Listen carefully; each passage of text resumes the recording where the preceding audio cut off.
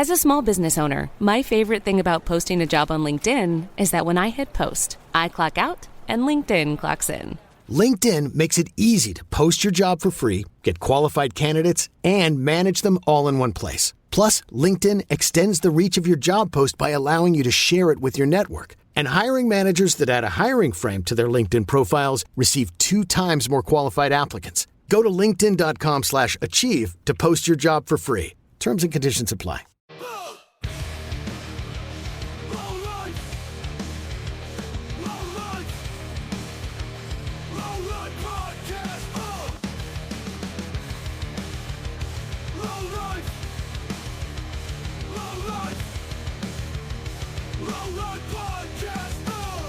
Good morning, Lowlife. It's your boy Rhino back with another salacious episode of the Lowlife podcast.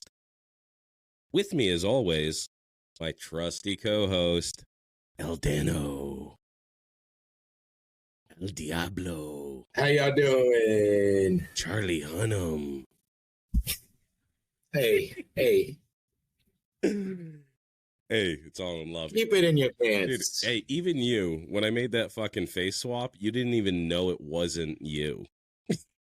That is unfortunately the truth. I did not realize that at first. Yeah. So you look like Charlie Hunnam. All right? It's not a bad guy to look like. I relent. You look like Bert Kreischer.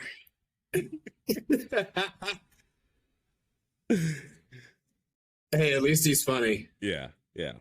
Funny guys, you know that we're funny because we're so unattractive to people. We have to be funny.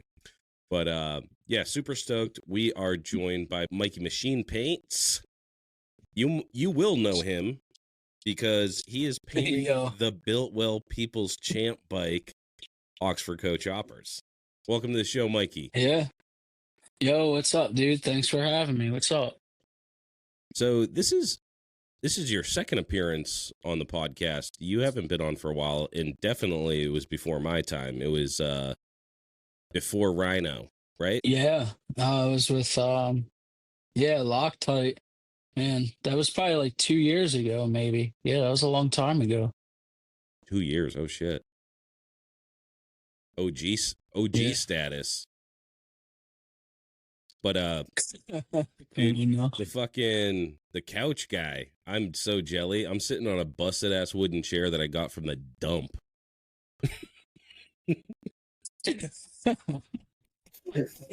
Well, yeah, I have a busted up wooden stool in my paint booth. Oh, so I got this off of Marketplace, dude, and I have 2 matching barrel seats. It's real leather. It's real cowhide actually, like it's all fuzzy and shit. It's some like Italian manufacturer. Brand new. They were like 10 grand. I bought them on Marketplace for $200 in New Jersey and drove them all the way out here to Western New York. So definitely worth it. And they're sick. Jesus, dude, Worth it. Dude, it came with the cowhide cushions and all that. Like, that's an aesthetic. That's a bold aesthetic. I love it. Where are you from New York? You say Western New York. Which part of New York? Upstate? So I'm in between Buffalo and Rochester. Oh, wow. I'm in Pembroke, New York.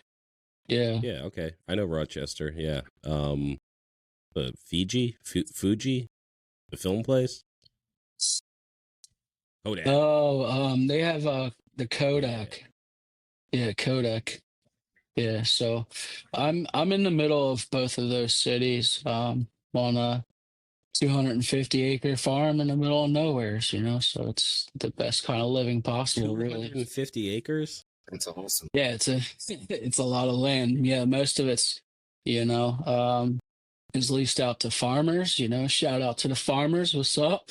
But yeah, so most of it's leased out to farmers. This was a dairy farm way back in the day. And now we paint here. We do full machining here, dynoing, full performance work, motor building. And yeah, that's mostly what we do here now. When you lease it out to a farmer, are they dairy farmers? Do they have their cows out there, or just any kind of farm? No, it's all crops, all crop farming. What kind of crops from Western New York? So Uh, a lot of soybeans this year, and corn. Yeah. Corn. Oh shit! How'd you fucking fall into a 250-acre farmhouse? So, it's my girlfriend, Zoe. She's this is her. She's inheriting this from her dad. Her dad inherited this from his dad, and this farm's been here since the, the documents stop in the 1860s. Everything stops here in 1869. So Holy shit! the farm could be older than the 1869. This area is super old. It dates back to the 1700s. So, um, to kind of keep this kind of area going like this is what you have to do. It has to go generational, because if not, then They'll break it up and fucking sell it, sell the plots. You know, Yeah. 5 acres at a Yeah. whack. Yeah, and it's, there's already a travel plaza down the road, and it's, there's warehouses going up, and it's because kids inherit fucking land, and Yeah. they'd rather give it away for a quick buck and live in the city. Fuck that. I don't want to live in the city. Oh yeah. Yeah, a lot of towns have like minimum acreage that you have to have. But like my house, it started off as like 100 acres, and then over time they just start cutting it up into 10-acre plots, and they sell it off, and someone buys a house and builds a house next door, and then before you know it, everybody's living on top of each other. Yeah. Right. Yeah, it's dope as shit though, dude. Like you can't buy land like that anymore. Like that is, so sick that you're able to keep that in the family. You know what I mean? Yeah. Like, Yes. you just So don't have. I'm originally from South Jersey. Originally in between Atlantic City and Philadelphia. I was a union carpenter and shit. So me and my girlfriend, we had a long-term relationship, and we would meet out in the Poconos because that's halfway for us. And, I wanted to come up here. So that's how I ended up here.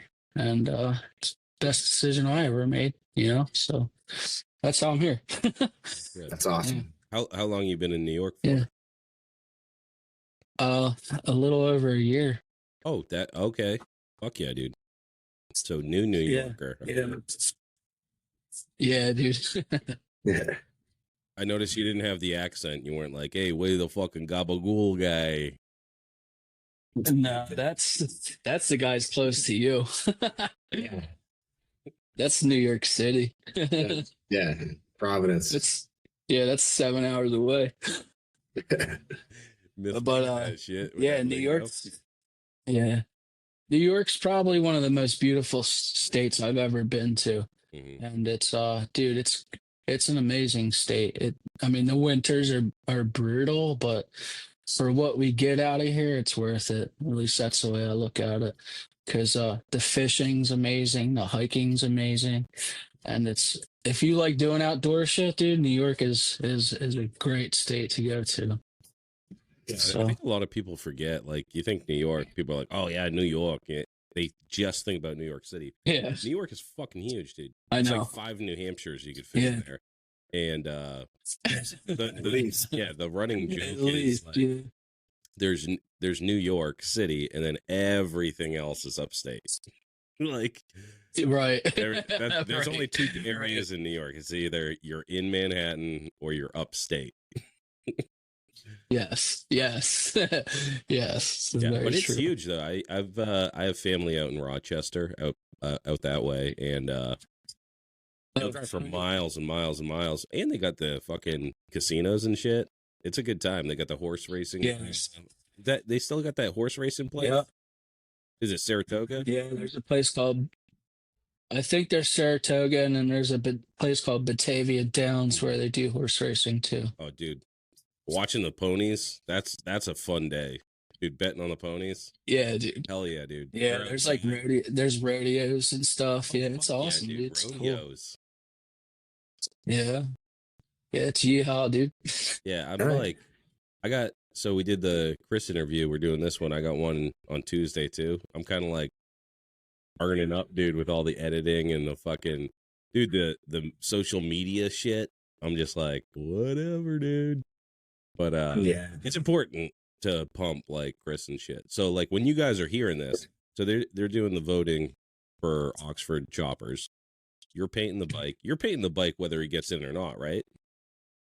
That's it. Yeah, whether he gets in or not, but we know he's getting in. So What was the yeah, you did one? You did one for him for the La Espada show, was it? Or it was the Bad Boy bike, wasn't it? yeah, I painted the bad boy bike. That is Yeah. one of my favorite paint jobs of all time. It is Oh yeah, so thanks. tough, dude. It's the perfect. It's the Thank you, perfect yeah. copper paint job. It's a sick one for sure. You know, I'm gonna miss that bike. That thing was fucking awesome, dude. dude. It was such a good bike. That Yeah. bike was so cool, but the paint job, like as soon as I saw it, I don't think we knew Chris at the time. Maybe I saw that paint job, and I was just like, "That's perfect, dude." Because if you guys know the Bad Boy, that's some fucking like I don't know, early aughts or '90s shit, you know? Hell Yeah, that's some early '90s BMX stuff. You know, Fuck yeah, bad dude. boy stuff. It's awesome. Yeah. Yeah, that's how you knew Yeah. when you were in middle school who the tough guys were. They were wearing the Bad Boy. Yeah, bad boy, no fear. No fear. That's right. Yeah, Yeah, dude. yeah. Bring that shit back, dude. Yeah, dude. That's it. I love that type of fucking artwork. I love that type of fucking. It's nostalgic to me. So when I see something like that, I'm like, fuck. Yeah. That's like meta. So how'd you whose idea was it to do the Bad Boy fucking thing? That was 100% Chris's idea. His buddy Josh kind of came up with that design using the bad boy thing and the Oxford choppers. And it was just tough as nails. And then Chris dropped me off his tin set. It was the first time I ever met Chris. He drove from Connecticut all the way to New Jersey to drop his shit off. And excuse me, you know, he dropped the shit off, smoked a joint, and was like, "Here, I want a bad boy thing on there. Do your thing." And I was like, "All right, cool." And that's just what I came up with, and that was it, you know. And you know, we just became really good friends from there. We do a bad boy retreat every single year out in the Adirondacks, and you know, it's that ride is definitely what created a really good bond with me and Chris and a couple other guys that all get together every year for it. And yeah, I hope more people can make it this year, by the way, because that's a sick ride, you know? That's really good. When do you guys put I'm that definitely on? trying to get there. Is it summertime? What was that? When do you guys do that? It's summertime, right? Dude, no way. We do it in early May, so it's almost like an Early May. endurance. The first year it was super cold at night, and the ride there, it was beautiful, but it rained like the last hour. But it was like in the 30s at night, and then the next year it was like nice and warm. So, you know, you're out in the mountains in New York. You know, is it going to be cold or warm? You don't know. So it's kind of like an endurance out there. And early May in upstate New York it's no joke. Well, it's a you know, crapshoot. so Yeah, it's you don't cool. know if you're gonna have fucking nice weather, cold rain, maybe even a little bit of snow. I don't know what the elevation is up there, but what the fuck? Yeah, you don't know. But we did the cold plunge last year, and it was awesome, dude. It was like definitely needed. Yeah, a couple of days on the road, a cold plunge was really nice. Yeah. So what do you guys do the weekend, like Friday through Sunday or something? Yeah, Friday through Sunday. Friday we kind of get there, get our camp all set up. Kind of just cook all night. It's mostly Chris doing all the cooking. That dude's a hell of a chef, by the way. Chris I didn't know that. Chris is a hell of a chef. Hell yeah. That should be Chris's nickname, dude. We should start calling him Chef, dude. Chef, yeah. Because he's like, you know, he's always he's always cooking up something. You know, look at these bikes he's building. You know, he's cooking up some shit, dude. Yeah, I know, think we just coined a nickname for you there, Chris. Chef. Oh man, I hope That's good. We're gonna make that. I hope he likes it. Yeah, so so Saturday, Josh puts together a really nice ride. Josh really puts a lot of thought into the ride and really makes it come together too. And we'll do like 200-300 miles in just the Adirondacks, and then cook all night, and then Sunday everybody goes wherever the hell they live. Whether, so we had some guys from New York and then some guys from Connecticut. So trying to get some more guys. Oh, we had a guy from Pennsylvania too. So that was really cool. That was John. So yeah, it was a fun time. No shit. Yeah, so Yeah. that's mostly choppers, or is it like anybody can go? Anybody can go, really. It's kind of mixed, there's guys on a Dyna, there's guys on choppers, there's guys on Sportsters, so it's whatever, If you're it'd into be cool if it was all riding and choppers, fucking- but yeah, but if you're into riding and fucking camping and doing a cold plunge, That's and it. some fucking delicacies that the chef cooks up, sounds like a good time. it's the experience, dude. And the camp spot's really sick. It's 8 miles on a dirt road up on top of a mountain, so you get no cell phone service. You're totally away from social media, the internet, your significant other. It's just you, your friends, and just the nature that's around you. And it's a beautiful thing, man. Seriously, like it's a really good fucking time. So Yeah, dude, nothing grounds you like being on the open road or in nature. You know what I mean? Like if you're just like no cell phone service, you go to camp, and if you're in like a pretty urban area or whatever, everybody's just like taking pictures. Look at this campfire, putting it on Instagram and all that gay shit. But like when you can't do that, that's perfect. That's the perfect camp. Because then you're just alone with your fucking thoughts. And how often do you get to do that nowadays, But you guys got to make sure that you don't do it the weekend of the May 17th. That's our show. And I want you guys there. So May 17th, the Reviver show. It's going to be at Harley Davidson Manchester, their new spot. It's going to be off the fucking chain. Oh, yeah, boy.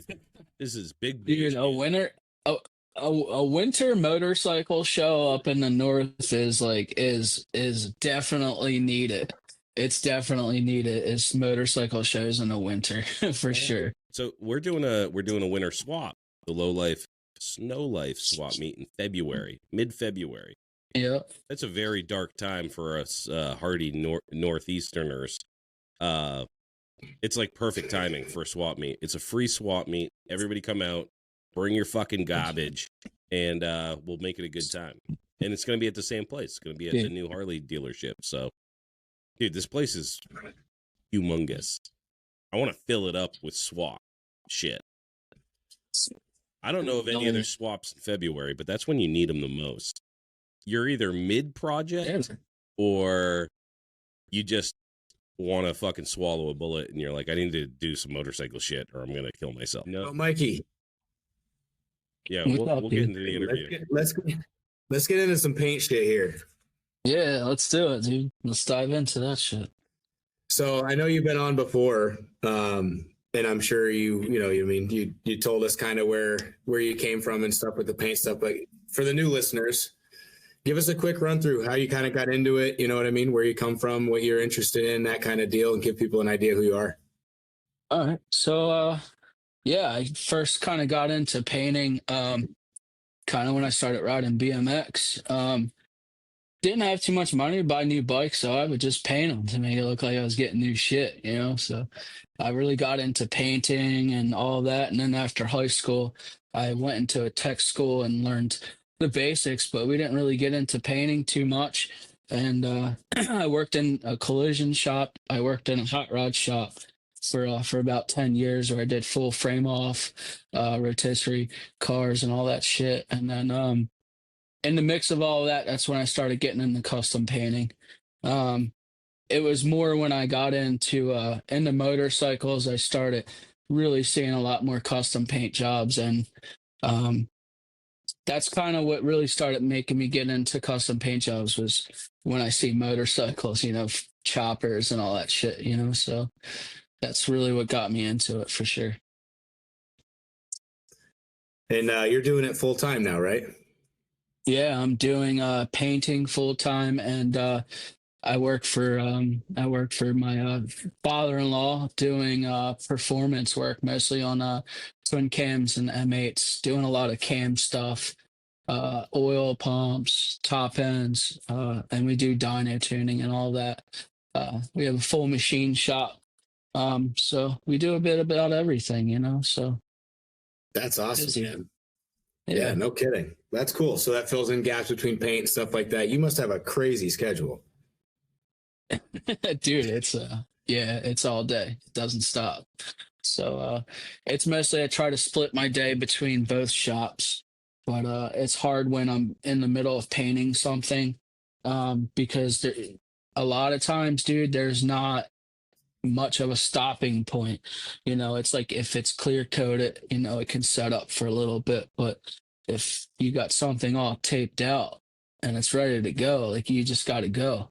You Right. can't, you know, go to work and eat a snack and come back later. Like, you know, like I gotta keep going with it. So Yeah, for sure. I've found that out the hard way.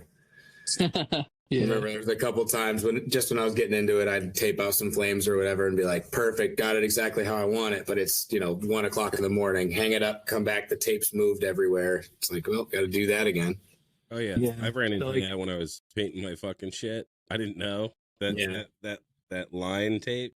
I taped it all out. Spent like an hour taping it out, and I was like, I'm gonna spray this in the morning. I came back and it was all fucking lifted off the tank. Yeah. Yeah. What a See, so let me give you a little tech trick on that. So like I do tape stuff out and you know it could sit for like another day or two afterwards. But when you tape something out, you know, wherever you have like a radius in your flame or you have a point, just take a piece of tape and just put a piece of masking tape over that radius or your points. Anywheres where your tape is like stretched or anywhere where there's an intersection where it can lift, just you know, it's kind of like putting a little tack weld down, you know, just put a little tack weld down and, you know, you can come back to it tomorrow because, you know, let's face it, some of these paint jobs can take a couple freaking hours and you'll be at it all day if you're trying to do it all in one day. So, Right. yeah, just tack it down and come back to it later, you know, especially if it's frustrating you.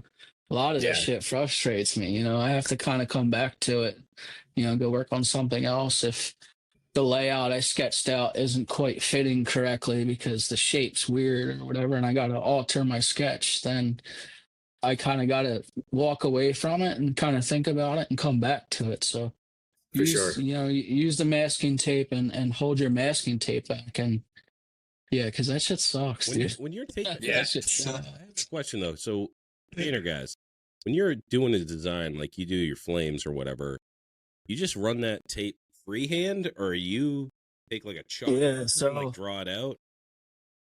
So this is all the different kinds of tapes here. You know, this is like, fuck, this is 1/8 and then quarter, 1/16, half.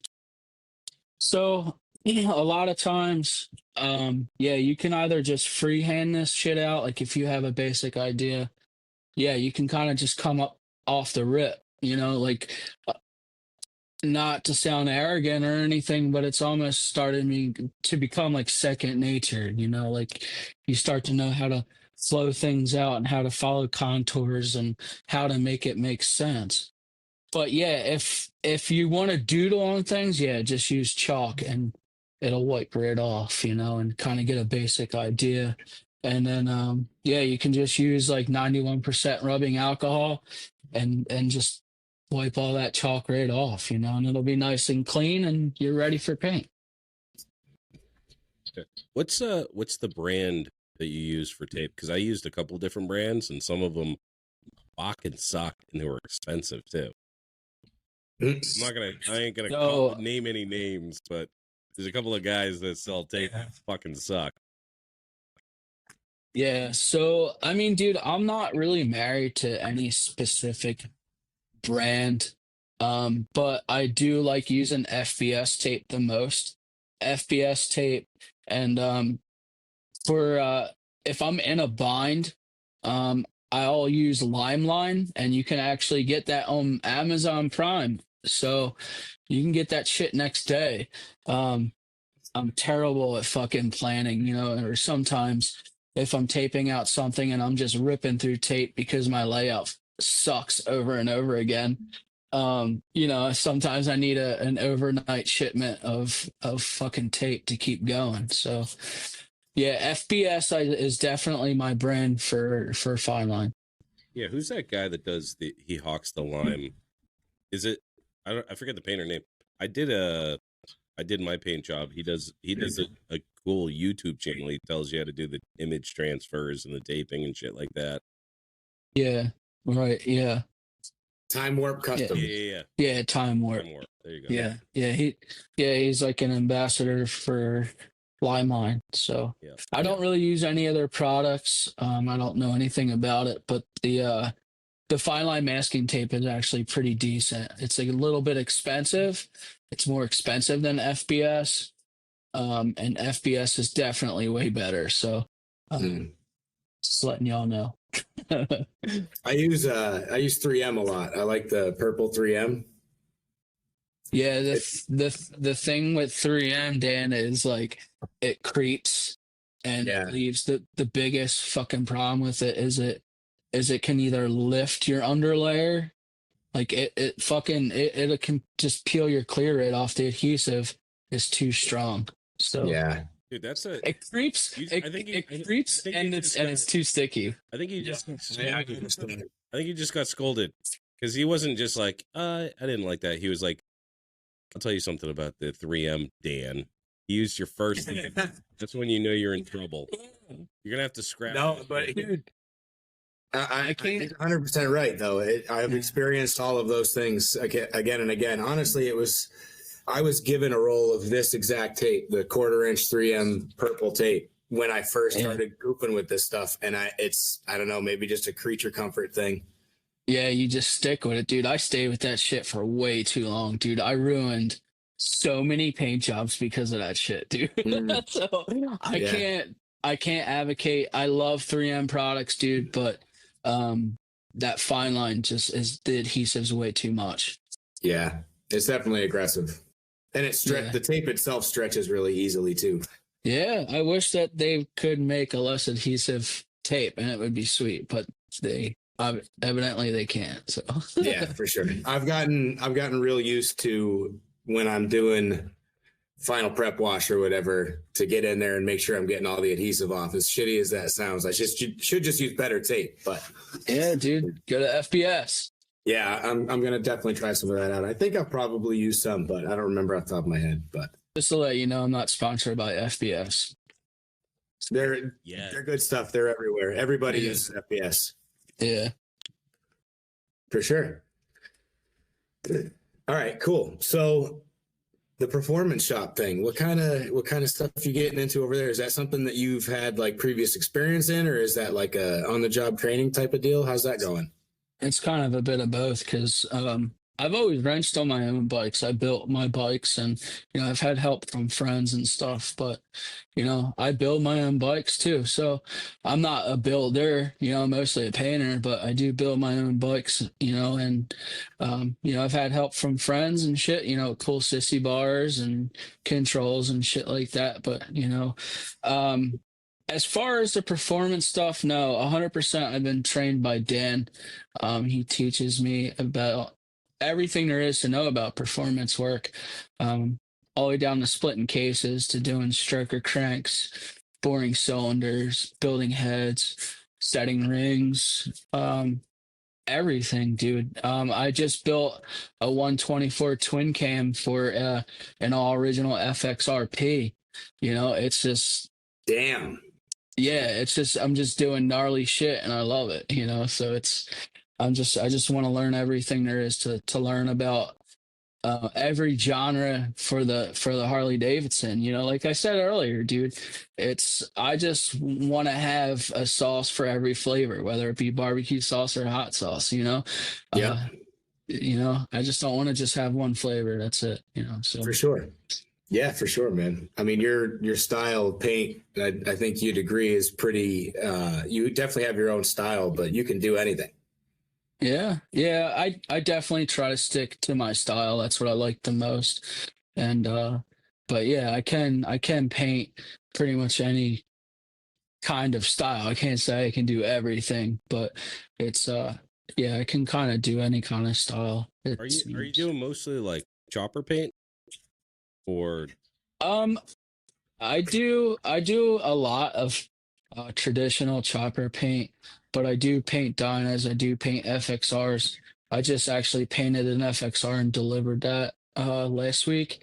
I just got another FXRP dropped off to me. Um, he's actually the bassist for Alex is on Fire, Chris Steele. No So shit. yeah, dude, yeah. So I'm really fucking hyped on that. So yeah, he was over and dropped me off his tin set. You know, it's a 92 FXR. We're doing it all black with dude, traditional fucking hot rod flames. So we're gonna be doing some chopper shit on a FXR, and I'm so? I'm fucking hyped on that project, dude. Yeah, for sure. That's sick, man. Hell yeah. Yeah, I'm hyped.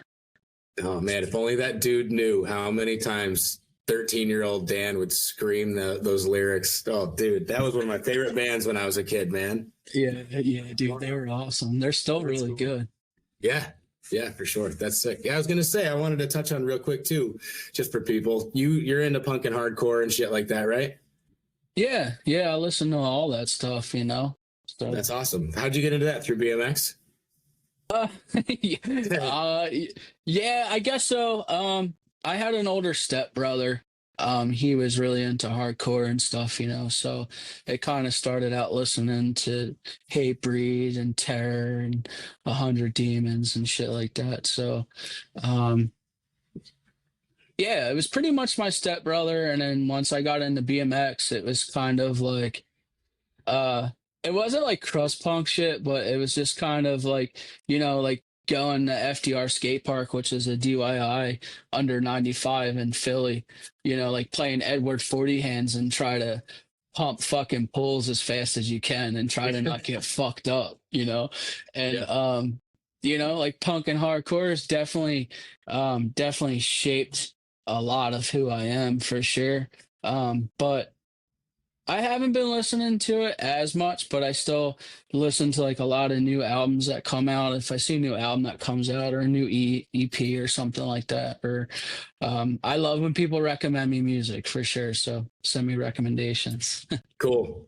And that's funny because honestly, I'll go to your stories and stuff, and you'll have posted like Struck Nerve is one of them that sticks out. Dude, Yeah. you posted Life's Too Short, and I binged the shit out of that band for weeks, man. Hell yeah. Yeah, Yeah, for sure. sick, dude. Yeah. Good taste in music, man, for sure. Hell yeah. Yeah, Thank you. Cool. That's the other thing too. I wanted to mention is like everybody's talking, all these dudes talking trash about putting your Spotify Wrapped up, dude. That's cool. I want to know what I'm missing out. It is cool. If I see someone and I'm like, oh, I've never heard of that, but they listen to these other ones, like, who started that trend? Like, oh, that's so fucking gay. You're fucking gay. Yeah. I don't give that shit any time, man. Who gives a fuck? Post I know. your shit. I liked seeing it. I thought it was sick, dude. Awesome. Yeah. It's like it's getting cool. recommendations from dudes that listen to the same kind of music or like different kind of music than you. Yeah. Yeah. Yeah. Yeah, Yeah, dude. that's cool. Hell yeah. Learn new shit, you know? Learn new shit. Don't keep doing the same old boring stuff. By the way, don't be so fucking hoity-toity. You think you're so goddamn cool. Oh, I would never post. Don't do that. Like you're the arbiter of what's cool. Fuck you. Rhino's on one tonight. Yeah. So so I don't know how much you want to get into this kind of deal, but I thought maybe you could maybe walk through a little bit of your paint process as far as like people Yeah. who paint, we get asked about a lot about like, hey, how do I prep this? And you know what I mean? And what kind of primer and this and that. I don't know, maybe you want to go through some of the shit you use. Yeah, so let me see if I can move my camera really quick. I got like a bunch of shit I brought up in here. So I brought a bunch of paints and shit like that and a bunch of different projects.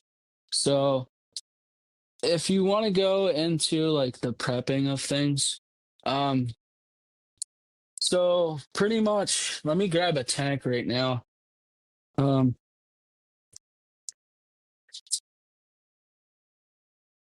so this is a customer's tank I'm working on now. That's Steve's. Um, he moved the neck up. So I molded the neck all in, and then he moved the bung. I molded all that in. So once your body work is all done, you kind of want it done in 180, 220. And then I use a 2K filler primer from here. And then pretty much when you're putting your filler primer on, you're just checking, filling out pinholes and scratches and imperfections like that. And then after that, then you go into sanding, You're fucking dude, you sand more than you fucking paint. Um, so after your primer, you gotta prep all that shit for paint. After your primer is all sanded, um, then you're gonna I start with my base color. So if I'm gonna paint the bike, let me say I'm gonna paint the bike black. I use a lot of Tropical Glitz. Also not sponsored by Tropical Glitz, but I use a lot of their shit too. So I paint the whole bike black or whatever. And then after all that, then I'll either have something sketched. I usually always sketch shit out. And then, like I said, I'll take this shit and then tape out whatever design, whether it be flames, scallops, whatever kind of shit. And then after that, this is the best part, Dan. You know all about this. You got to back tape all of that shit, and then you have to cut and weed everything out. And after that, then you start painting whatever color you're using for your flames. And yeah, I mean, I got a bunch of materials up here, Dan. If you wanted to get into any different kinds of materials, so after I tape the flames out, I paint the flames, pull the tape, and then you can go right to clear coat. The thing is when you're clear coating over flames or hard designs, one session of clear, a typical clear coat's like 2 to 3 coats, right, Dan? Yep. So when you look at that, you see all the hard edges, like it looks kind of crunchy. So you then wet sand all that down pretty smooth without breaking through into your graphics. I start with 800 and I kind of stick with 800, and then if I see hard edges that look like a little scary and I feel like I'm gonna break through, I kind of switch to 1,000 from there. And then from there, I check and see my projects and see if I have any imperfections, whether I have blowouts or a tear line or something like that. That's when I then back tape whatever areas and I do my touch up work. And then from there, then I clear it again and then I wet sand it and buff it. I just like to bury everything in clear and just try to make my paint jobs look seamless. I don't want to see hard lines in my clear coat. That's my end goal with everything. Even my patina paint jobs they're under a urethane clear, and like it's been through the entire process of it being a show shine tank. It's a show shine tank until I fuck it up. You know what I mean? So I'm not lacking in my quality of work. It's a patina paint job it's a good paint job that broke down over time. It's not a broke down shitty paint job, So Right. yeah, there were some shitty old paint jobs, but you still want to make it look clean, For sure. Make it last. For sure. Yeah.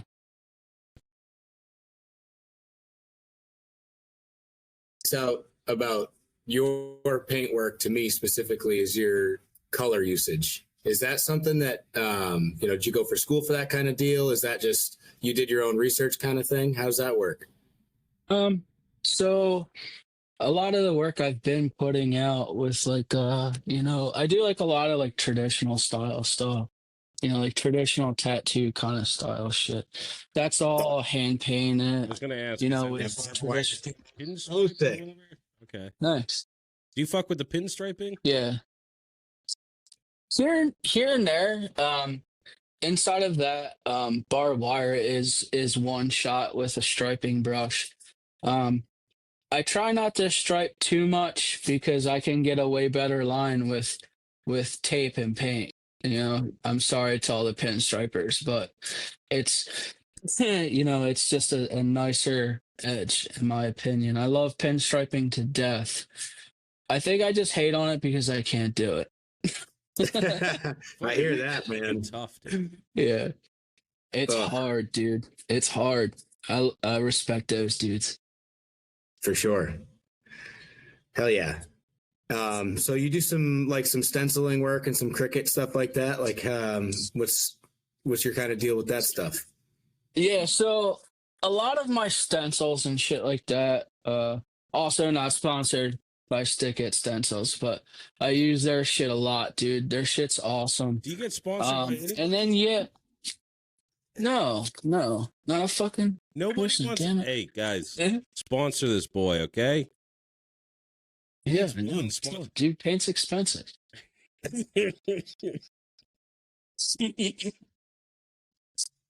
Come on, dude. How does Stick It Stencils work? Do you send them a design, they send you back like a stencil of whatever you? They have like a catalog you can pick from. A lot of it's, they have like your OG fish scales. They have different kinds of fish scales and circles and, different shapes and stuff like that. So, I do make my own custom stencils, like I can do ones for like iron crosses. Um, I don't know, man. I can't think of shit right now, but yeah, I've made my own custom decals on a Cricut and I try to use it to my advantage when I can. Yeah, for sure. I have one as well. And the Cricut, yeah, I mean, there's no other way I can think of to do some of that shit without it. You know what I mean? Yeah, for sure. For what I have set up, at least, anyways. With the Cricut, is it just a piece of paper or is it like actually adhesive that you stick it down? It's vinyl. I use removable vinyl. Yeah, let me show you a project here. So this this chain is all done on a Cricut, and then these are all done on a Cricut, and then this is all done freehand. So that's actually I think this is a paint like the inside of a tape roll. I think that's what that was. And then I just masked this out, and then this was the only thing on it. This was off of a Cricut, and this was off of a Cricut. So, I have used it, to make little stencils here and there. But, yeah, dude, use it. That thing is killer. That tape out, that paint spray out is killer. Thanks, dude. It's that 90s shit we were talking about. That 90s tough guy stuff. Is that you just do panels too? Do you just like make some fucking wild shit that dude, the swaps and shit? I feel like I'm fucked. I got this one too. Yeah, dude, I'll just blow shit out and just to paint stuff. Do you sell those? Do you commission that type of work too, or no? Or just for funsies? I don't know, dude. I have sold a few of them, but I've been keeping most of them. I have like a lot of my own artwork and a lot of artwork I bought of friends and tattooers and stuff like that. That's like in this room that's around me and down my stairs and stuff like that. So some of the stuff I do keep, but I might sell some of it in the future. But for right now, it's I don't know. It's kind of cool to be surrounded by it. It's like you see you see like artists, like painters and stuff, and you go into their area and there's just canvases with their paint all over it. And like it makes that space looks like that space is you. You know what I mean? Like your personality is completely around you, and that's kind of why I like this space up here. Is like when I'm done painting a project, I take it out of the shop and I bring it up here. It's in my house, you know, so it sits up here and you know, it's yeah, I don't know. I just like What keeping them, you what know. room are you in right now? Is that like your fucking? Is it just like a chill ass fucking room that you go to like decompress in? Because it's making me want to like lay back with a hookah or some shit. Yeah, so this is my upstairs living room up here at the house. So yeah, it's pretty much yeah, my chill area. Usually my bong sits right here, but Hell it's yeah. it's over there now. Yeah, just go up to the coolest fucking room in anybody's house and then just rip a bong and chill on a fucking some cowhide. I love it. Yeah, yeah, this is a sick spot, dude. I'm very fortunate for sure. Do you have like a zen spot for when you're taping shit out, or you do everything kind of in one spot? Yeah, dude, right in the living room. I fucking Yeah. tape everything out in the living room. Yeah, so my girl will be watching TV on her phone, and I'm fucking sitting on like the ground with your fucking tank on a cardboard box, and I'm taping it out, and you know, fucking hanging out with my girlfriend. You know, she doesn't always dig it, you know, but that's how I like doing it. Yeah. Yeah, that's awesome. Cool, man. I like that. So yeah, I feel like you kind of have to have a spot for stuff like that. I don't know. I get stuck with it. I have just a couch in the garage. I'm still in the garage, but I'll sit down and same thing, bring the bong out, whatever, throw on something on the TV, and then just kind of do my thing there. I can't like sit at the table and tape everything out. It gets too robotic. Yeah, that's how I used to do it. I used to tape out everything in the shop, and it's kind of a drag, you know, because I'm mostly out there by myself. You know, Dan's running the machine shop most of the time, so I'm in the paint booth by myself most of the time, and the mechanic shop. So it's kind of like a drag. So it's like if I can get out of the shop but still continue to work, then hell yeah, dude. You know, Yeah. Yeah, right. I'm gonna do it in the living room. Yeah, get comfy. 'Cause Yeah, it for takes sure. fucking forever. And it's kind of one of those things it's a chill arts and crafts thing to do. You don't have to be out in the garage. You have to be out there when you're spraying because that shit doesn't bode well in the living room. Your fucking girlfriend sitting there, Nah, she'll dude. be seeing fucking planets and aliens and shit. You're fucking spraying in there. But it's true though, because like Yeah. I was taping my shit out in the garage, dude. I don't have like a fucking set up place for paint and shit. I was hunched over, dude. I'm like the Hunchback of Notre Dame, dude. I had like a fucking slip disc after I was done. I was just hunched over the fucking table, like fucking running lines, cutting into shit, cutting my fingers with a fucking razor blade.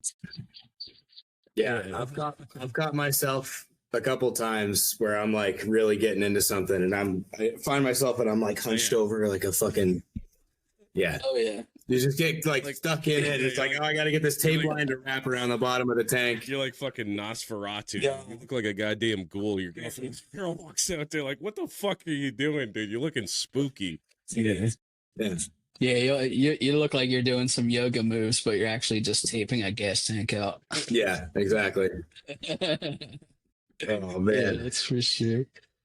So, touch on Chris's bike. Have you guys have come up with the scheme and everything like that, right? You want to touch on what you're going with for that? You want to keep it a secret?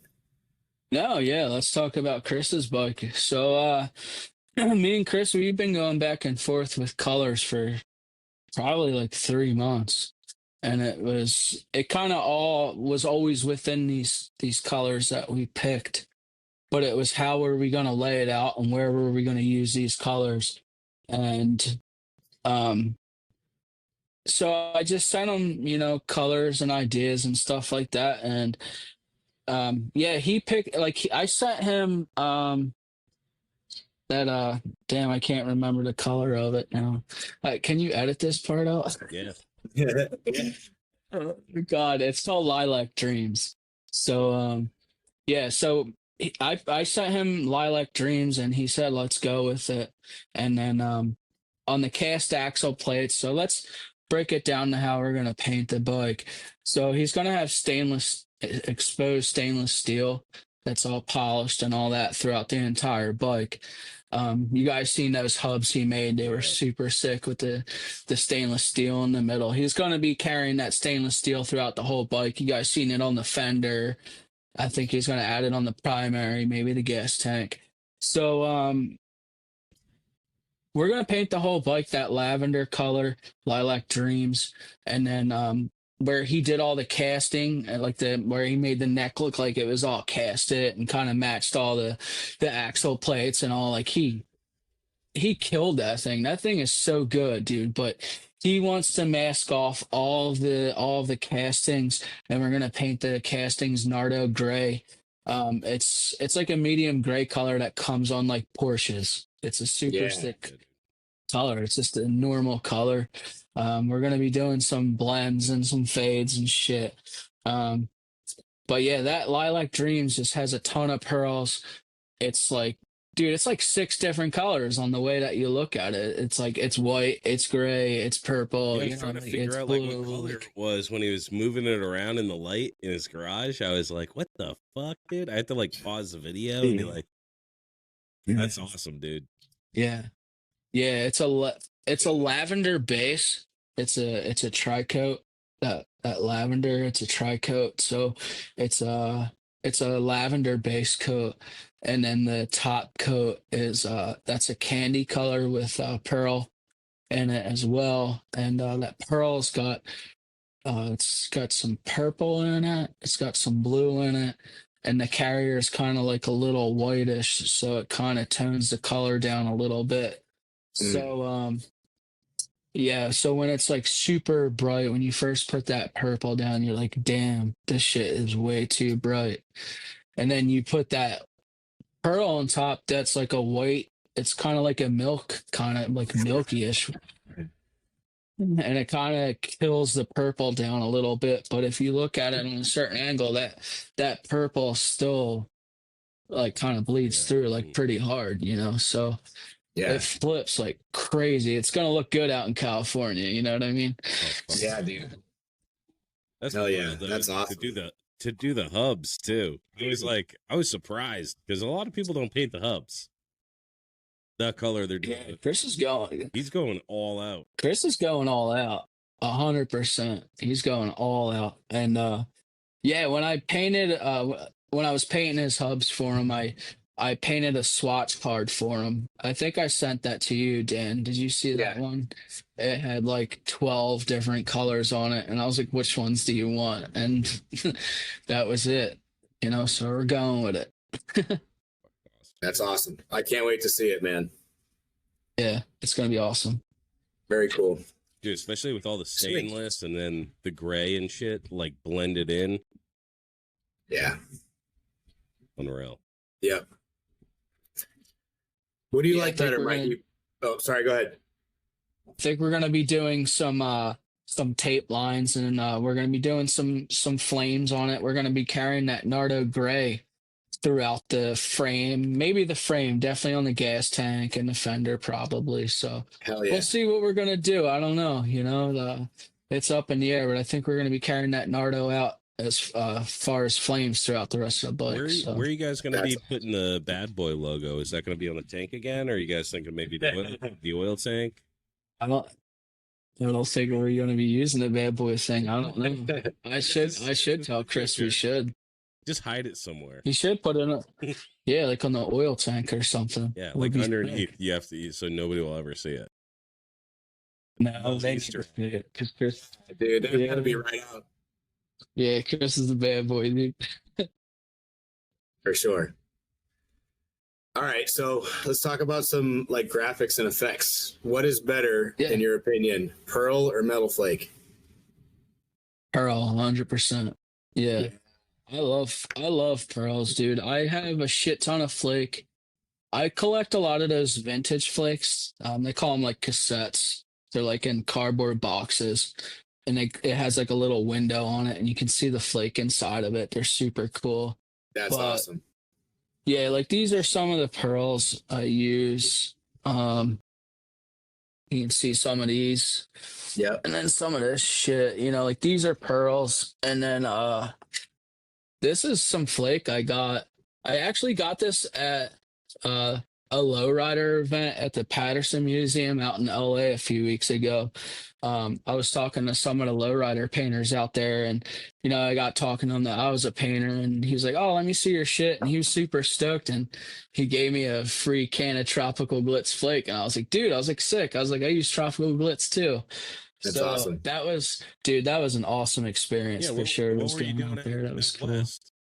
Just for the show, or I was No, my girl was on a business trip, and I just, we just kind of made a little trip out of it. And when she was doing her business stuff, I went to the was it the Patterson Museum out there, and it was amazing. And they were having a lowrider event, but it's the third floor out there is nothing but lowriders. The whole entire floor is all custom painted lowriders, bicycles, strollers, like the whole lowrider thing is there in downtown LA. It was fucking awesome. It was so cool.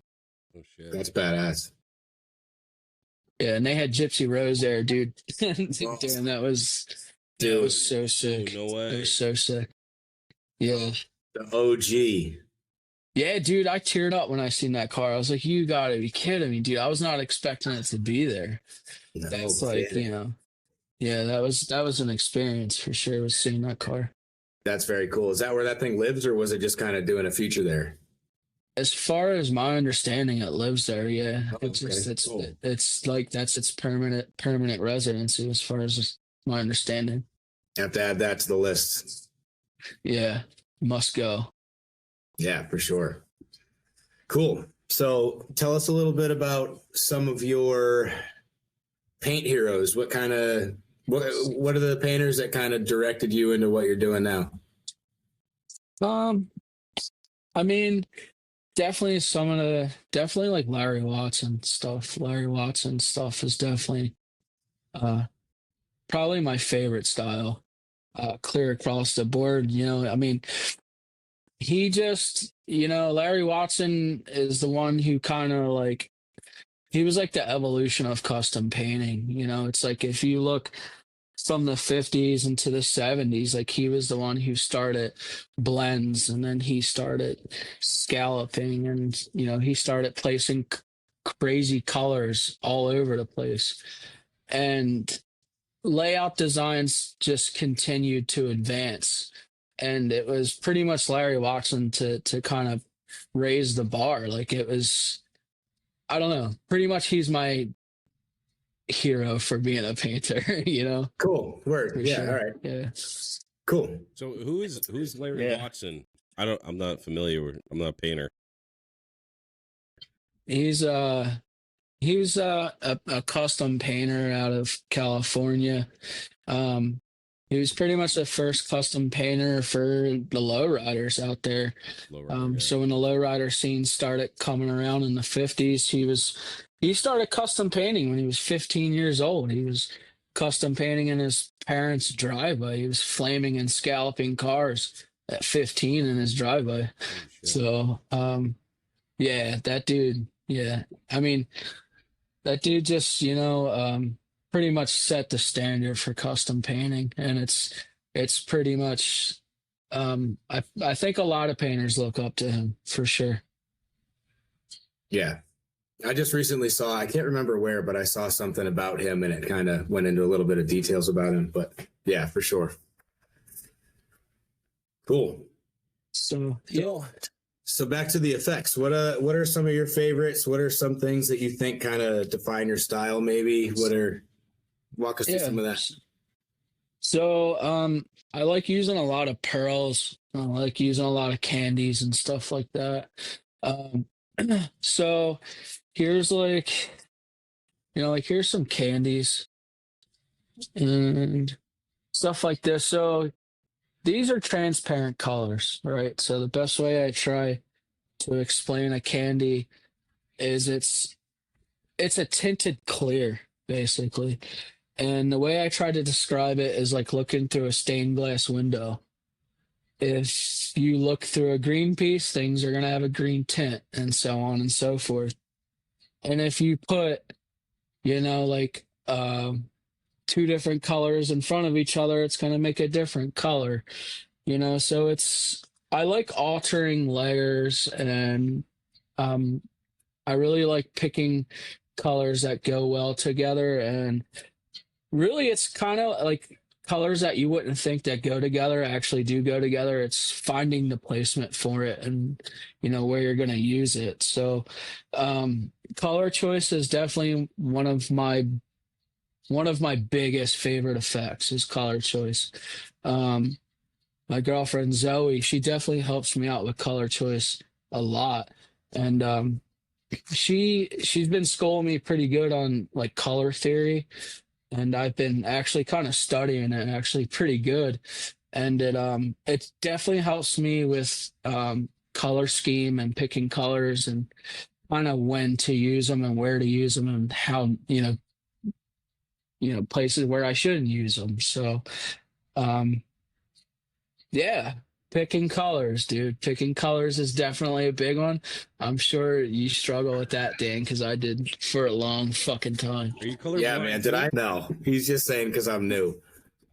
Did I end up sending you, Mike, that remember that green and black tank I had with kind of the panels all over it? Did I send you what it looked like with the flames on it? No, you didn't send me an updated one yet. Yeah, that's because I was too embarrassed to, and I'm not gonna. I tried running with that like yellow ochre, and I think the problem was I had the flames weaving in and out of the panels kind of as they were going along. There's a set of flames on the top of the tank, and then a set of flames on each side, and I went in and drop shadowed. Every time the lick went underneath or whatever, you know what I mean? I put the shadow where it needed to be. But what I didn't do at the beginning, at the top of the belly or whatever of the flame where it started, I didn't put any shadowing at all in it. So it was just these big yellow blobby, the start of a flame. And then it was like, oh, but there's detail down here. It just looked wicked dumb. I made him way too skinny. So that tank's already a different color. But it happens, dude. It happens, dude. We all fuck up. I fuck up a lot, dude. And that's how you learn, dude. And there's times where you want to kick that thing across the damn driveway, because you're so pissed off. But it's happy little mistakes, So I've definitely learned some effects from doing having mistakes. Like splattering and shit like that. Like, I've definitely learned quite a few amount of things from fucking things up. So, yeah. Dude, what's your preferred method on this? Oh, sorry, go ahead. I was just back to the color thing. That's insane to me. Yeah. Because there's so many fucking. So just go to Home Depot and look at all the fucking swatches on the wall, It's like they're so every single one. It's like whites, Like when I was painting my house, it's like white is white, but it's not. They have all these different variations, dude. And then when you get into the sheen of it, like eggshell or fucking whatever. How do people even fucking choose? You know what I mean? Like me, I'm like, I want a black bike with yellow on it. You know what I mean? But like, which yellow do you use? Yeah. So that's actually a really good question. The yellow you use is kind of based off of the bike. What does the bike look like? Is it a traditional chopper? If it's a traditional chopper, it should probably stick to more of like a pastel color, a color that's like a little bit more muted. If you're going for something that's like fucking muscle guy, something that's going to be super fast, and it's like some custom billet shit on it, maybe like do like a loud yellow, so that's how I choose my colors. Is I kind of the bike should tell you like what kind of colors you should kind of go with. Dude, that's actually really interesting. That just like unlocked something in my brain where you're like, because if you think of it like two-dimensionally, it's like, okay, obviously I'm a black and yellow guy. I like black bikes, but the nuance of Yeah. it, you look at the bike because people give you the tank, they give you this and that, and you have to choose like the subtlety of how you're going to do it. Not even just the colors, but also like if it's going to be pearl or flake. It's like a very sweet science, you know, like how do you settle on that? I would rip myself apart trying to figure out like what the fuck to do. But I guess you get a little direction from your customers, but mostly you're the pro, so you're like, I know it's that this is going to look good. Yeah. Most of the time when a customer drops me off a job, most of them are really fucking awesome. And they pretty much are like, I want a black bike or I want a red bike or whatever. So pretty much they tell me the base color. They always want to pick the base color. Not many people want a surprise because fuck, who would want to end up with like a purple bike and you hate purple? So Yeah. pretty much they give me full reign on where I'm gonna go with colors and shit like that. Pretty much it's pretty much divided whether guys want flames or not. You know, some guys want scalloping and stuff like that and paneling, and some guys want flames. So pretty much most of my customers tell me the base color, and pretty much it's up to me what colors to kind of go from there. Some guys do pick their colors, but it's kind of rare. Like the exact color. Yeah. They're like, I want this exact Well, color. not yeah, not the exact color because then it would get too complicated, and not every color that people want complement each other. Right. You know, like there's complementary colors, and it's something you really should stick to, or it's kind of gonna look a little doofy unless you're intentionally trying to make it look doofy. I want red and green. You know, like But red and green is actually a very common complementary color. It's just where do you use it? Yeah. Right. Red and green is almost like a prime example of complementary colors. no So shit. you just don't want to make it look like fucking Christmas. Yeah, you know? yeah. So, It's a Christmas chopper. Yeah. yeah. You know? That's where the subtlety that's where the subtlety comes in, right? Because someone goes, yeah, I want red and green. And if you just do like red and green, like the primary colors, it's gonna look like a Christmas tree. Yeah, I don't think anybody would want that, you know. So yeah, red and green is definitely a hard one, but shit, it's just where you put it and how much you use it, you know. So Yeah, you can make it look good. we try. So tell us about some of the stuff you got sitting over there next to you. Okay, so I got this is a patina set I just finished up. With a This crackle. is for kid Eric. Is I painted an FXR for this kid Eric probably like 4 years ago, and I'm trading him this paint job for a cone shovel motor for another chopper I'm gonna build for my girlfriend. You know, so there's a bunch of stuff laying around from her dad. He's gonna throw me some parts, and I got this engine laying around now from this tin set. So we're gonna be building another chopper soon. So it's gonna be awesome. Hell yeah. That's killer, man. She's got a sweet little Sportster now, but she wants a rigid chopper, so we're gonna build a chopper. Badass. This is another like spacey set I'm working on. It's nowhere's near done. I started it maybe 2 months ago, but That's so it's nuts. I don't even like this purple's not even like the finished color. This gold isn't. This isn't even what it's gonna look like when it's done, but you know how it is, Dan. It's just layers and layers of shit. So there's gonna be like, there's gonna be rays like coming up through here, and then I'm gonna do some like transparency work and line work over top of that. And then like this, like to me, if you look at this gold right here on this tank, it's too bright. it because everything else around it is like a saturated color, and this is like a super bright color. It just sticks out. So I'm not a fan of that. So we're gonna fix that, and we're simply just gonna take.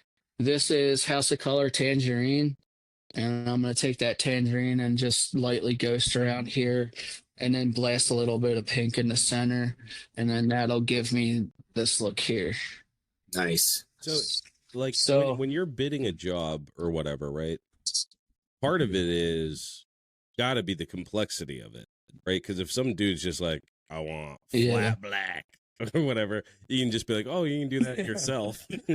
But if someone's like, yeah, I want fucking all this shit, and it's like 30 layers of paint and shit, like, how do you, how do you bid a job like that, like based on complexity? Because some stuff must be easier to do, but it looks more complicated. But I guess you've been doing it for a while, or I guess how do you bid a job aside from like how many pieces there are, right?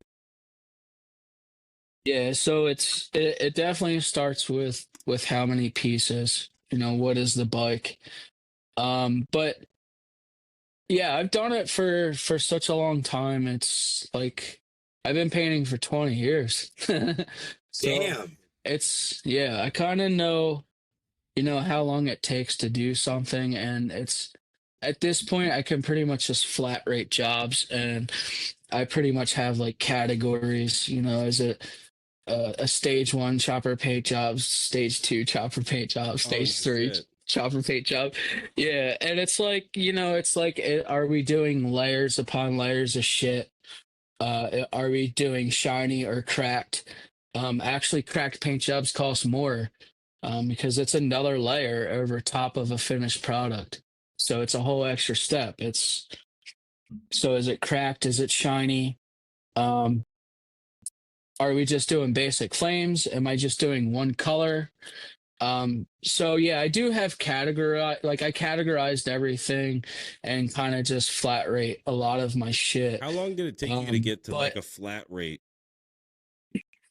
Because that's a lot of trial and error.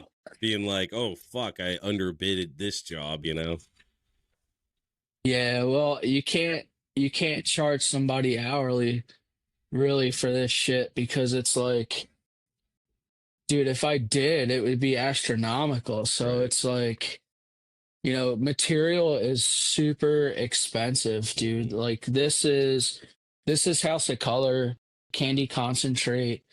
This What is this, 8 ounces? This shit's like $90. And it's like I have a plethora of this shit. So it's you kind of have to understand how much material it's going to take for you to do that job. Understand how many hours it's going to take you to do that job, and if you fuck up, that's on you, dude. Like you have to fucking eat that. And You can't be like, I fucked up, I'm gonna have to charge you an extra $300. Yeah, Right. because it's like, dude, when you fuck up at your day job, like the company ends up eating that up, Yeah. not the customer. So that's the shitty part of being a business owner, is if you fuck up, hey, that's on you, dude. So but yeah, you become better by doing things over and over and over. So I just had a basic fucking front fender. It was just a basic black paint job, and I had to repaint it twice. So it doesn't matter whether it's complex or if it's simple, you'll still have fuck ups. So Oh yeah, good point. Yeah. Oh, shit. Yeah, these chemicals are chemicals. I mean, yeah, it depends on the humidity. It depends on a lot more than people realize to get these things to stick to themselves, especially. It's not just spray a layer and then wait and then spray another layer. Like if you don't have the right tooth and everything else, people just don't necessarily understand all that. yeah, it's also having a good environment to paint in. Um, like I made my booth, and it's you've seen it, Dan. It's pretty fucking decent. I got heat, air conditioned in there. 80-gallon tank. It goes through a killer fucking separating system. Filtered air in, filtered air out. It's, I clean my booth in between every paint job, and I do everything I can to, to turn out a good product, and I take it as seriously as I can, So For sure. having a good environment will give you a good paint job, and also it's health. This shit's really harmful for you, dude. It's really, it's fucking cancerous, and it's something I think about a lot. And have your PPE on, wear a respirator, have an exhaust going out, and if you don't, fucking do it outside, dude, because it's not healthy shit. It's bad stuff. So Yeah, even especially clear coat. All the paint, yeah, all the prep work. I mean, you're eating that shit. If you don't, like, most dudes that paint, there's like they go down to the hardware store, they get a little mask or whatever. But I've used that shit, and then later that night, snot rockets of whatever the fucking color I was just using. Yeah, that's in your lungs, bro. Yeah, you should definitely wear. Like, I definitely lack wearing TPE when I'm doing body work, and like, I'm doing a shit ton of body work right now on an FXR, and this guy Steve's tin set too. It's a fully molded tin set, so it's a lot of body work, and there's a lot of body work on an FXR too. So I should probably definitely be wearing a respirator for every step of this shit, because none of it is good for you. Yeah. Anything aside from oxygen in your lungs is bad for you. And on your skin too, because your fucking skin's porous again. Yeah. Like, you're supposed to be completely covered. People forget about that shit. You're not breathing it in, but it's going through your fucking pores. 100%, dude. When I'm painting, I wear a beanie, and I have long hair, but it's tied up. So I put a beanie on. I put my respirator over that. I always have a long sleeve on and gloves. Especially if you're primering or if you're clear coating. Both of those are super high solids, and yeah, it's really nasty shit, dude. So yeah, cover your skin up. You should cover your eyes up, but I don't. I definitely wear a respirator too. Yeah, I need to start wearing goggles. I wear my like seeing glasses. I have a clear coating set of glasses because they're covered in overspray and shit, and I just keep wiping them off. Yeah, I should really wear. I don't remember where I ended up doing this research and why, but I ended up digging into like the isocyanates and clear coat and how like it'll attach to the moisture of the retina on your eye, and it'll over time it'll harden, and it hardens in your lungs. And I was like, all right, I'm not fucking with the clear coat anymore. I'm gonna wear this shit. Yeah, you gotta stay off WebMD, dude. That shit'll fucking it wasn't WebMD. Fucking doing anything in the garage, dude. All that shit's bad for you. Yeah, for sure. I know. Yeah, it's all bad for you. So I mean, it's paint guns have evolved a lot over time. Pretty much the standard across the board is HVLP, which is high volume, low pressure. Here's some of my guns here. Like, this is an Iwata. This is actually a Japanese gun. It's a really good gun. It's an LPH 400. So what they're meant to do is to pump out the right amount of material, which is a lot, but at low pressure. So before, you would be spraying siphon fed guns, which would be the cup underneath, and then there would be a tube going in out through the fluid needle.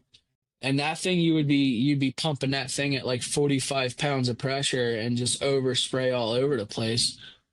And also, it was probably lacquer, So yeah, this thing, like, I can clear the side of a car with this thing and have it slick as glass at fucking like 32 to 35 psi for my clear coat.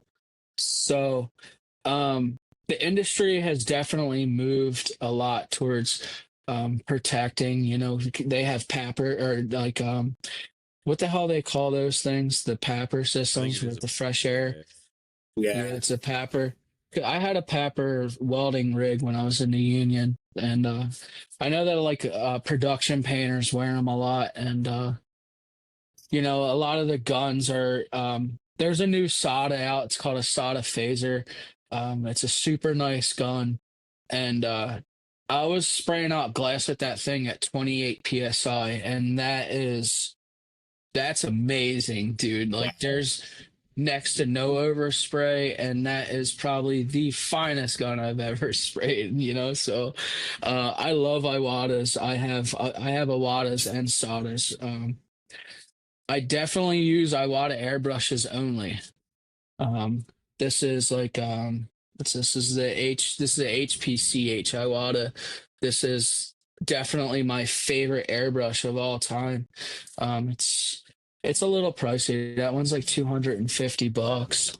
Um, but you can get into this Iwata Eclipse. You can buy one of these at fucking Hobby Lobby for like $100.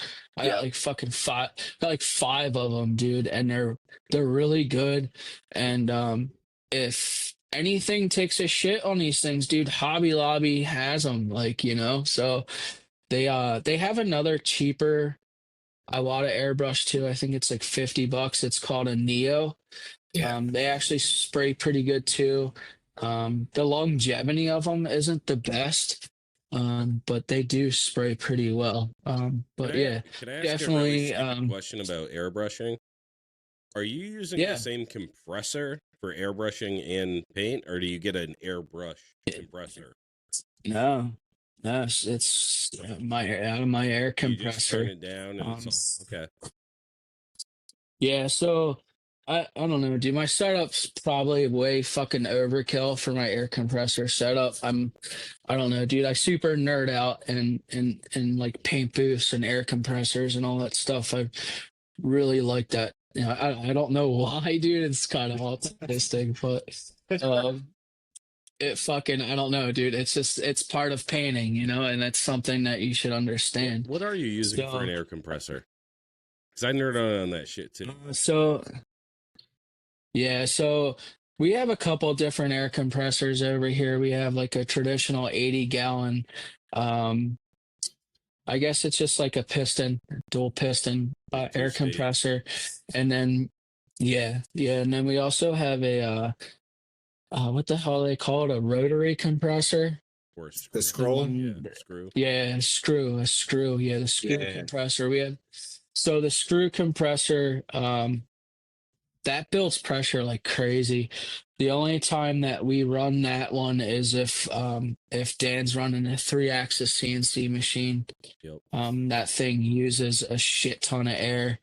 So we mostly just use that regular compressor, but my air goes through a bunch of filters and desiccant filters and water traps and shit like that, because you need your air absolutely dry, clean of any grease or particulates, and it's definitely a big factor.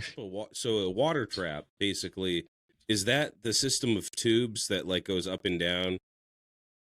Or because the filter capture it looks, it's just like a little it just passes through, and they have like those little crystals in there or whatever, and it captures it. But the water trap is basically from your compressor. It's a line of tubes that has valves at the bottom that you can dump it out, and then the hot air from because when you're compressing air, you're creating moisture, right? And then you want to go through a system where you can dump out most of the moisture before it even gets to the regulator or the filter. Yeah, for sure. Like if your run from the compressor is really short, then yes, you should probably add like a manifold like that, to where you're trapping whatever moisture you can. Fortunately for me, the paint booth is in a totally different building where the air compressor is, and all the way on the other side of the barn. So basically, by the time it gets all the way over there, it's already pretty dry. But then it goes through my filter system in my paint booth. I have a desiccant filter dude. It's 24 inches tall. Like it's yeah. industrials. Yeah, it's industrial as hell. So yeah, if you're running a short run like my paint booth at my old house, my compressor is literally on the other side of the wall. I didn't have much of a run, so yeah, you kind of want to do like an up and down zigzag, and have ball valves at the bottom to track all your moisture, and you can get crazy with it. Yeah. Yeah. It mixes with the oil too, like in those airlines, and it gets fucking disgusting. Because I ran airlines in my garage, and I was vapor honing. I was like, I don't care if there's any moisture in there. But then I went, Right. yeah. But then I went and moved some of those lines, and dude, looks like someone. It was like loogies inside of there. It was like moisture and brown and gelatinous. Like you need to take the moisture out. It looked like an airline. It looked like a clogged artery. Yeah, I was like, I've with some high cholesterol. I have 3/4 inch pipe, and I was like, this thing looks fuckable. God, sick. Yeah, I need to get. And that's just all fish guys. Yeah, dude, you need to get. You gotta get the air. You gotta get the fucking moisture out of that shit because it fucks up your air tools. Even if you're not just painting. I mean, painting, you don't want any of that fucking bullshit going through your gun. But anything you use.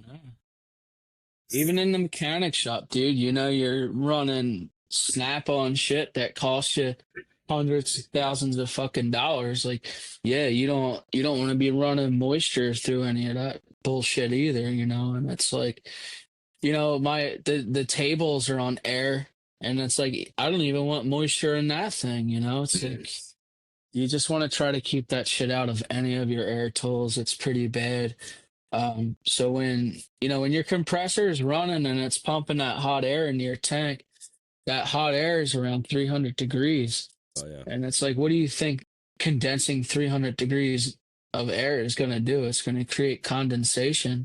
Mm-hmm. And that condensation is going to go wherever the air pushes it. And, you can't stop air. You can't stop water. It's going to go wherever the exit point is. So try to stop it as soon as you can. Yeah, for sure. Yeah. Yeah. That's a big part of painting too, is like just the quality air that you get. And actually vapor honing too, because I was talking to, we were talking to Kenny, Host Power. And I was like, what's up with this flash rusting, man? And he was like, you're fucking dirty air, dude. You got dirty air. All that contamination. You gotta get that shit out. Do you have something like so you have that filter, but do you have like something that right before it enters the gun? Like I know they're like those little balloon things. You don't even need that. Yeah. No, I don't use that thing at all. I used to at my old place. I had water problems all the fucking time. Mm-hmm. And that was what I chased the entire time of my old booth was water problems. So, it's a fucking nightmare, dude. Yeah. Yeah. I got a short run. I got 50 feet of line in between the compressor and when I'm plugging into the gun. And then I have a desiccant on the compressor into a regulator, the 50 feet of line, and that's up and down on the side of the wall. And then that actually goes into another smaller desiccant that runs into another airline that I have a fisheye filter before the regulator on the gun. Yeah, cool. So How's that working out? Pretty good. It works pretty good now. Yeah, if I keep the temperature pretty well regulated in there, in the winter it's tough, obviously, as you're aware, being up where you are. But yeah. But yeah, for the most part, I don't, knock on wood, I usually don't suffer from a lot of water issues. I've been getting pretty lucky with that. Yeah. Good. What's some of the stuff you're trying to paint in the future? I'm all choppers right now, man. I'm kind of in a weird swing right now. I got some stuff going on, like offline. Now. You don't need podcaster. No, the paint's not going anywhere. I'm kind of redirecting how I'm doing paint. You know what I mean? As far as open for business and all that. Actually, that's a pretty decent segue to say I am buying a fucking panhead tomorrow morning. Oh yeah, dude, sick. Hell yeah, the deal went through. Deal's going Oh, through, yeah. man. Killer. That's a Man. customer. Sick, dude. Me and Congrats, Alex are dude. going to look at it. Thank you. Yeah, don't have a lot of information on the bike itself, but for the price point, it's a running panhead, and yeah, we're gonna go get it. So Oh yeah. yeah, Yeah, that's pretty dude. cool. Well, you Yeah, got a so panhead now. You're gonna grow your hair long again, or what? I don't know, man. That shit took a long. That was two. That was like 2.5 years of growing out my hair for the first time in my life, just so people could call me fucking Jax Teller. So, Uh, oh man, we went to when it was real long. We went to Easy Coast show, Easy Times, a couple of years back, and I hadn't met Repetto or anybody yet, and I was sitting there at one point, had the long hair and shit. I had my vest on. And he goes over to Loctite or somebody, and he looks over at me and he goes, "What's up with fucking Jax Teller over there?" And I was like, "All right, I'm fucking cutting my hair." Oh man. No. Yeah, no, I don't know That's that I'll do awesome. that again, dude. So what's the Yeah. plans with the panhead, dude? What are you doing with that? The plans are it's already in a rigid, so me and Alex are teaming up to work on that thing, and we're gonna do a build on it. We're gonna do it's a more an assembly than a build, but we're gonna make it our thing, and I'll put some paint on it and shit, and he's got a bunch of cool parts laying around, and we're gonna we're gonna fuck around with it for the season, and then eventually it'll be up for sale. So Oh, you got a color in mind for it, or what? man, it's probably gonna be black. Yeah, I know. Every painter paints their shit black. I know. I know. It's It's the best color. I would like to do. I have been thinking I'd like to do a darker blue, and then kind of play with a little bit of pearl and stuff like that. But I'm in a big satin finish kick right now. I don't know why. Oh yeah, me too, dude. Yeah. Me too. Yeah, it's appealing. God, it looks so hot when it's done, and it's smooth and it looks nice. So yeah. Did you see that? You see that one I did recently with the fucking stars on top and like that green blobby thing on top and satin? Yeah, dude. That was the start of my loafer satin. That one. Yeah, dude. Yeah, that one. Yeah, that thing is so sick, dude. I love the stars. Yeah. Shout out Cricket, not sponsored. No shit. Yeah, that's sick. We're gonna get you. I feel like it's this week. This week, You know, I need a sponsorship. dude. You're shouting at all these guys. This is free advertisement. It's time to pay. I need a tropical glitz, dude. What's up? No know, shit, for real. They're getting tagged. Yeah. They're getting Man, tagged. they in need the to hook me thumb, up. dog. Yeah, they need to be. They're the best, dude. I'm shocked you're not already on a team, like for real. I'm shocked. I wish. Yeah, I wish. Tropical glitz, dude, is honestly probably the best paint I've ever used. Like, dude, like when you were like taping the shit and like you're lifting paint, like when you're pulling tape and shit, like that's just it's a mixture of either it's poor prep, so bad adhesion, or it's just shit paint. I've never had that problem with tropical glitz with delamination. All their shit, like their Opex, like their Abyss Black is a super good black. Their candy colors, they don't dye back, and they're pretty true to their color. And dude, their shipping's fucking sick, dude. They're all the way down in Florida, and I usually get my shit in like 3 to 4 days. Yeah. So like that's pretty good, dude. So yeah, it'd be sick to get on a team for sure, but it's like it's hard to say that when you see all these other painters that are just fucking crushing, dude. Like there's so many good fucking painters out there, and it's like that's what motivates me to get better. It's like I don't want to put myself any lower than anybody else. I just I want to learn and get better, and there's definitely a lot of other painters out there I look up to, and I just want this shit to keep going on, and I don't mind helping people out with questions, and tricks and tips and shit like that, you can hit me up. More than likely, I could help you. So hit me up. Yeah, hell yeah, man. I appreciate you letting me hit you up. I'm sure Yeah. I'll hit you up more in the future. You're a very helpful ear to pull on, so thank you for that. Yeah, for sure. I love talking paint whenever. Hey, I got Hell yeah, a dude. quick question. Yeah. Should I use Rust-Oleum or Krylon? Which do you prefer? I don't use either of them, dude. I used to use. So when I would spray paint my BMX bikes, I used Krylon. I was definitely a Krylon daddy for sure. Yeah. Krylon daddy. Yeah, dude. Yeah, I was a Krylon daddy for sure. That's good. Yeah, that. I'd be showing up to the function with like a red bike one week, and then a purple bike the next week, and it was sick just being able to spray paint my shit. Yeah, we're almost at 2 hours here, so we should probably shut her down. Yeah. Was there anything else that you wanted to talk about? Anything else you wanted to bring up? I did. So I wanted to at least ask you, what are your books looking like this year? Are you taking it in work? Yeah, dude. I'm pretty fucking booked up. Yeah, good. Yeah, as far as right now, I'm booked up. With Chris, I'm booked up until I think he's bringing his stuff in March, so it's looking like I'm booked up until April.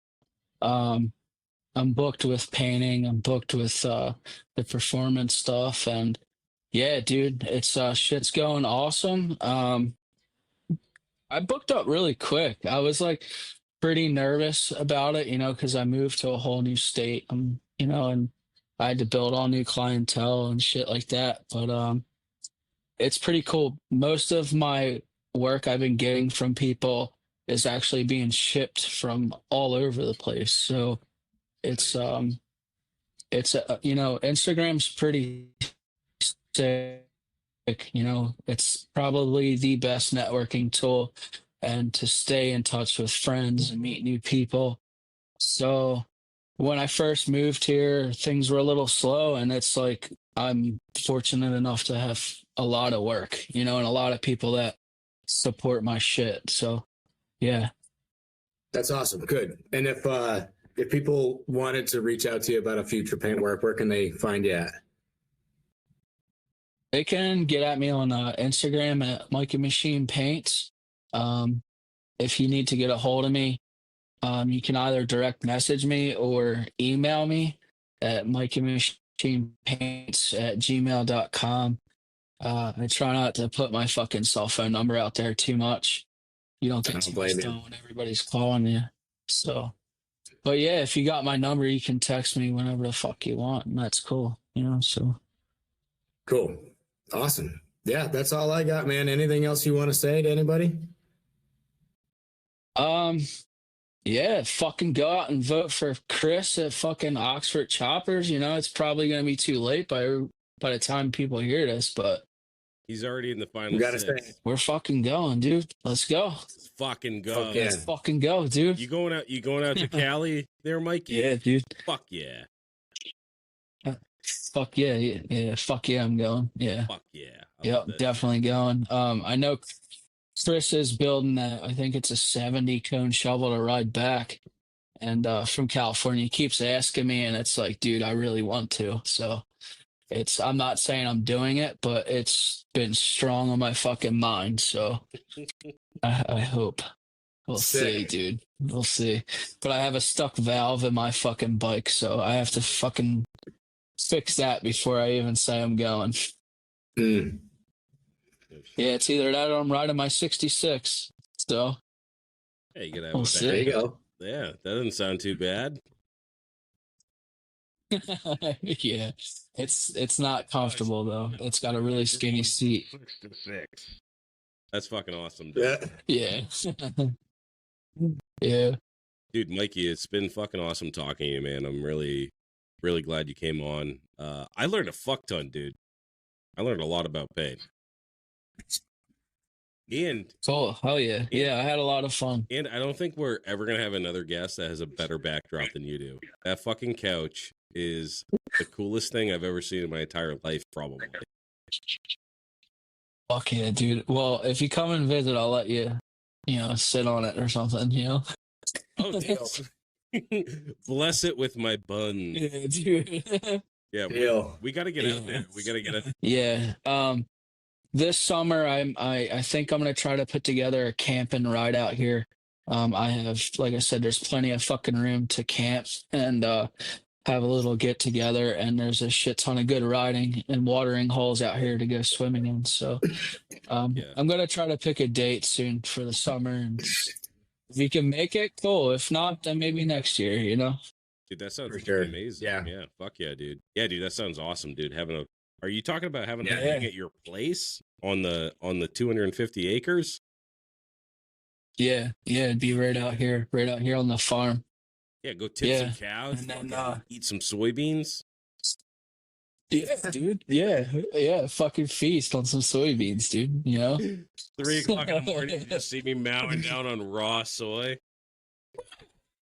I grew up in Southern Illinois. We used to do that shit all the time, dude. I grew up eating soybeans right off the plant. Yeah. Hell yeah. Cool. Dude, this has been awesome, man. Thank you so much for coming on. Obviously, we barely scratched the fucking surface on paint. Like, you and I could keep going for fucking ever, but we'll have to do another one at some point for sure. Yeah, definitely. Thanks for having me on here. It was a fucking really good time. Dude, really good talking to you, man. Maybe we'll do a bonus episode, a paint episode. That would be fucking sick. Get deep. Get That would balls be deep cool. into paint. Yeah. I could fucking, put a tank together and fucking paint one on live, do like a fucking real? Yeah. live painting fucking podcast. I'm Dude, loving I'm gonna hit you up because that's a good idea. Like, I would totally come out there. Maybe we fuck around for like a Friday, Saturday or something, and we record it and do a fucking quick little paint job or something. That'd be sick. Yeah. Yeah, Dude, that would be really fucking sick. I got a really nice spare bedroom, for you to fucking stay at, and we could fucking paint in the paint booth, and show you around the machine shop and the mechanic shop, and there's a lot going on out here. So That sounds awesome, man. Yeah, that'd be sick. Cool. Hell yeah, dude. Dibs on cats. All right, guys. Well, Dibs on thanks for cats. having me. I Dibs called on the it. cats. I called it, dude. All right, guys. All right, later, Mike. All right, fucker. Danny, stick. All right, Thank you so much, dude. later, Yeah, dog. later. Thanks for tuning in, everybody. That was Mike Machine Paints. Listen to our sponsors. Up first, we got Steve over at Deadbeat Customs. Steve's all about grassroots motorcycle riders. Take it upon themselves to build and customize their bike. They offer parts for all Harley-Davidson models and also offer custom parts for choppers, bobbers, trackers, and cafe racers. When it comes to building custom motorcycles, they carry the best brands available. Go visit their brick-and-mortar store in Tewksbury, Mass. or at deadbeatcustoms.com. Remember to enter code LOWLIFE at checkout to save some money. Next, we got Lowbrow Customs. Tyler and his team not only work hard to supply motorcycle enthusiasts with cool parts from small shops all around the world for over 20 years, but they also keep innovating and creating new parts and accessories, getting them out on the road. They are the #1 source for custom and chopper parts for your motorcycle. Go visit lowbrowcustoms.com. Next, we got Stay Strong Co. John Luke has been sent down from the heavens to bless us lowlifes with the greatest hot sauce on this mortal plane. Sweet heat baby Jesus in the white pants heralds a message from God himself. Don't put this on your butthole. It's for your mouth. The shits, and the hotter than hellfire lowlife chopper sauce. Go to staystrongco.org today and grab yourself the holy trinity of hot sauces. Next, we got Oxford Co. Choppers. Chris, the original bad boy bombaclat from Oxford, Connecticut. Frame restoration and repair, handlebars and hardtails, hard parts for hard men. His hardtails are TIG welded and installed in-house. Made from USA-made steel, he is your man for the hardest shit to hit the East Coast since Hurricane Bob. Find him on Instagram at oxfordco.choppers. Thank you for sticking around for our sponsors. That was awesome. That pre-recorded? That sounded live to me. Well, moving right along, there's a couple of other things we got to get done. We got to do a fucking buddy check.